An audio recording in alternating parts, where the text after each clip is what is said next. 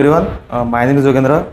So I am here to tell you about some prepositions which we mostly use in our daily life, and the prepositions are mostly used to join the sentences or the showing the relations, directions and all. So we start with the prepositions.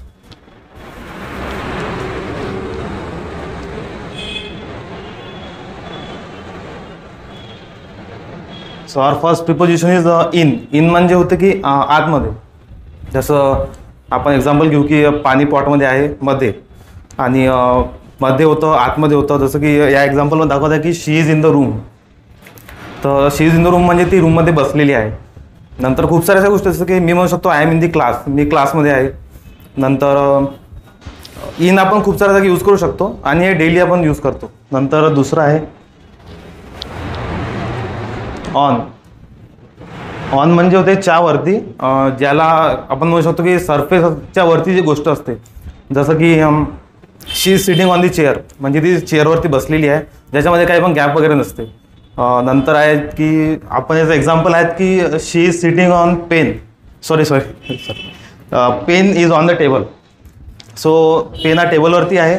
नंतर book आहे, ते book is on the table. The cup of tea is on the table and the book is also on the table. So on आपण त्यासाठी use करतो की एखादी वस्तू एखाद्या सरफेसवरती आहे आणि त्याच्यामध्ये कोणी गॅप वगैरे नाही आहे, एकदम चिपकलेली त्या टाईप. नंतर दुसरं आहे ॲट. ॲट आपण दोन जागी यूज करतो. पहिली आहे टाईम, जेव्हा आपल्याला वेळ वगैरे सांगायची असते तेव्हा, आणि दुसरं आहे लोकेशन वगैरे. म्हणजे एक्झाम्पल जसं आहे की I am at the door म्हणजे मी दरवाज्यावरती उभा आहे. ॲट आपण टाईममध्ये सुद्धा यूज करतो की I will come at 9 o'clock. तर आपण वेळेवर आणि लोकेशनसाठी सुद्धा आपण त्याचा यूज करू शकतो. नंतर आहे बाय. बाय हे मोस्टली तर व्हेकलसाठी यूज केलं जातं. व्हेकल म्हणजे आपण कुठनं जात कशाने येत असलो तेव्हा आपण यूज करतो. आणि बाय अजून पॅसिव्ह वॉइसमध्ये सुद्धा यूज केलं जातं. तर बायचं एक्झाम्पल इथे जसं आहे की he is come by car. आणि खूप साऱ्या जसं का म्हणजे ही कम बाय ट्रेन म्हणू शकतो, बस आहे, ज्या जेवढे पण ट्रान्सपोर्टचे आहेत आपण त्याला म्हणू शकतो. नंतर बाय पॅसिव्हमध्ये सुद्धा यूज होतं. जसं की माझ्याकडे एक एक्झाम्पल आहे की Ravan was killed by Ram. By म्हणजे च्याद्वारे सुद्धा होते, तर तेव्हा आपण ते यूज करतो. नंतर आहे विथ. विथ म्हणजे होतं च्यासोबत. जसं की आपण म्हणू शकतो की विथ एक्झाम्पलमध्ये आहे की आपण असं म्हणतो की she is sitting with her. ती तिच्यासोबत बसलेली आहे. नंतर विथसोबत खूप सारे असे एक्झाम्पल आहेत. जसं की एक अजून example I am with you म्हणजे मी तुझ्यासोबत आहे, हे सुद्धा एक एक्झाम्पल आहे त्याचं. नंतर आपलं प्रिपोजिशन आहे दुसरं अबाउट. अबाउट म्हणजे होतं च्याबद्दल. म्हणजे आपल्याला कोणाबद्दल सांगायचं असलं का च्याबद्दल आपण मोस्टली म्हणतो की फर्स्ट आपलं या क्लासमध्ये असं आहे की tell me about your self, त्याच्यात सुद्धा अबाउट येतं. तर अबाउट म्हणजे होतं की च्याविषयी. तर या एक्झाम्पलमध्ये आहे की आपण असं म्हणू शकतो की we are telling a story about the king.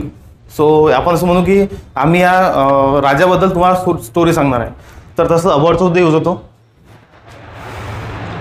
नंतर आहे फॉर यू. फॉर यूच्या आधी एक फॉरसुद्धा आहे. फॉर म्हणजे च्यासाठी, तर फॉर सुद्धा यूज होतं. नंतर आहे फॉर यू. फॉर यू म्हणजे तुझ्यासाठी. जसं आपण कोणाला गिफ्ट वगैरे द्यायचं असलं तेव्हा म्हणतो की धिस इज फॉर यू म्हणजे हे तुझ्यासाठी आहे गिफ्ट, किंवा आपण म्हणू शकतो the gift is for you. ते सुद्धा एक त्याचं एक्झाम्पल आहे. नंतर आहे ऑफ. ऑफ आपण यूज करतो चाचीचे असं म्हणताना. जसं आपण म्हणू शकतो एक्झाम्पलमध्ये की ही बुकचं जे कवर आहे ते रेड कलरचं आहे. जर कलरचं आलं आहे च म्हणजे ऑफच होतं, तर त्याचं असं होईल की ती book is of the red colour. नंतर आहे फ्रॉम. फ्रॉम म्हणजे च्याकडून. जसं आपण म्हणू शकतो की he is coming from Mumbai. जसं आपण म्हणतो की आय एम फ्रॉम अमरावती. जसं मी म्हणेल की आय एम फ्रॉम अमरावती, तर मग मी अमरावतीकडून आहे म्हणजे अमरावतीचा आहे, त्या टाईपचं एक्झाम्पल येईल.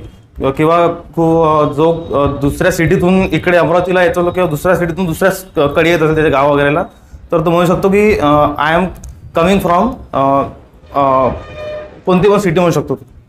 I am coming from Pune म्हणू शकतो, तसं मी पुण्याकडून येत आहे. नंतर आहे टू. टू हे यूज केलं जातं लोकेशनसाठी सुद्धा सांगितलं जातं टूच्या बद्दल. तर या एक्झाम्पलमध्ये असं दाखवलं आहे की she is going to school, ती शाळेला चाललेली आहे.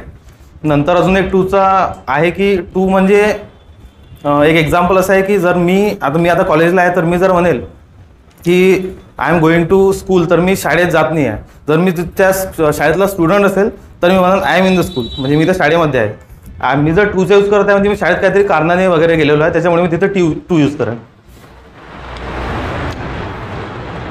नंतर आहे इंटू. इंटूचा यूज असा होतो की इंटूमध्ये इन टूचा अर्थ असतो की इन म्हणजे आतमध्ये आणि टू म्हणजे त्याला एक मोशन आहे. जसं की यात दाखवत आहे की तो स्विमिंग पूलमध्ये उडी मारतोय, पण त्यासोबत मोशन सुद्धा आहे, म्हणजे आतमध्ये पण जाते स्विमिंग पूलच्या आणि त्याचा मोशन पण आहे, म्हणून आपण त्याला इंटू म्हणतो. जसं की he is jump into the swimming pool.